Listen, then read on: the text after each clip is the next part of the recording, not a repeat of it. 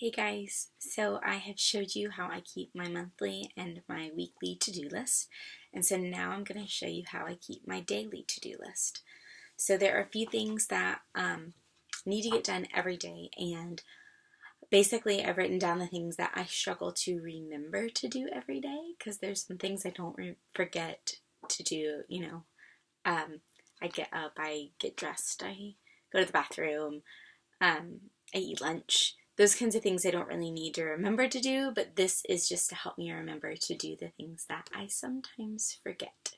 So this is how I keep my daily to-do list, and basically I just have some blue tack, which is a super common thing here in the States, and it doesn't seem to be really common in the US.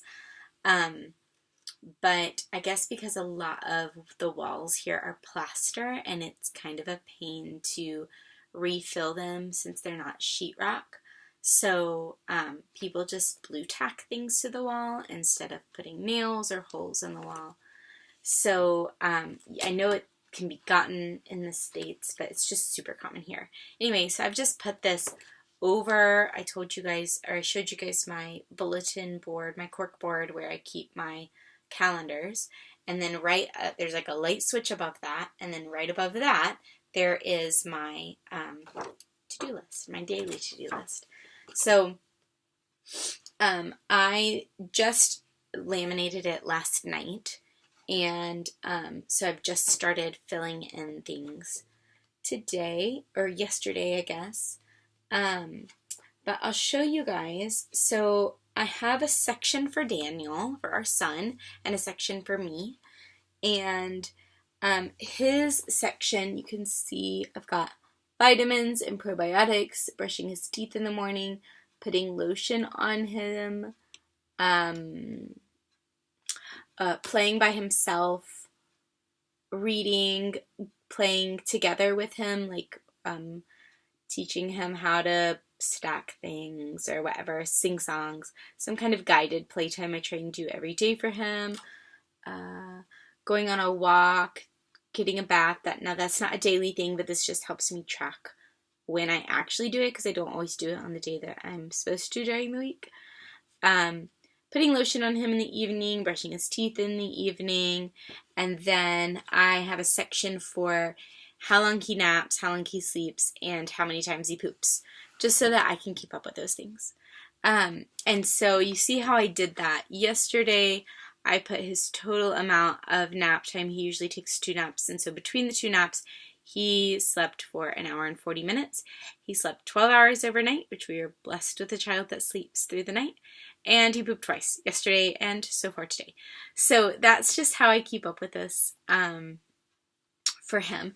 And then for me, you can see I'm not as good about my things.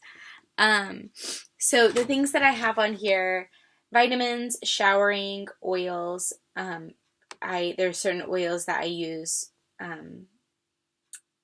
daily, and so that just helps me remember to actually use those oils daily. Brushing my teeth, eating breakfast, which is something that I have a tendency to forget. Drinking water, so I keep up with, usually I check it off if I've done it, but then my water tally, I will actually check how many cups of water I drink that day, so that I can try and keep up with how much water I'm drinking. Usually the answer is not enough, but I'm trying to keep up with it and encourage myself to drink more.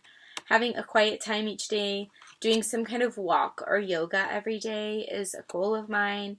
House chores, of course I don't usually forget to do house chores, but I feel really good when I tick things off, and so when I get to tick off that I did house chores today, it makes me feel good. So I put that on there.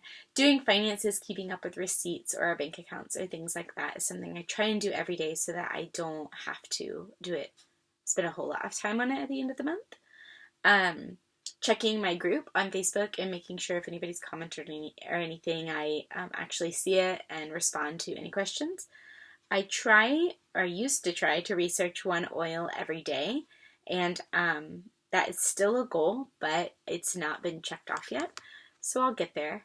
And then as a postpartum mama, I try to remember to do my pelvic floor exercises every day. And then just to take care of myself and my family, I try to call or meet a friend every day, just to keep up with people back home and people here that I love. So that's how I keep my daily to-do list. Of course, not all of these things happen every day. That is normal life. But this is just to help me see what things are happening regularly, what things that I need to do better at trying to remember on a more often basis, and how I can maybe just adjust my day. Because if I don't do it 3 or 4 days in a row, then I'll just forget that I even need to. So this is just to help me remember, hey, this is something that actually means something to you. This is important to you.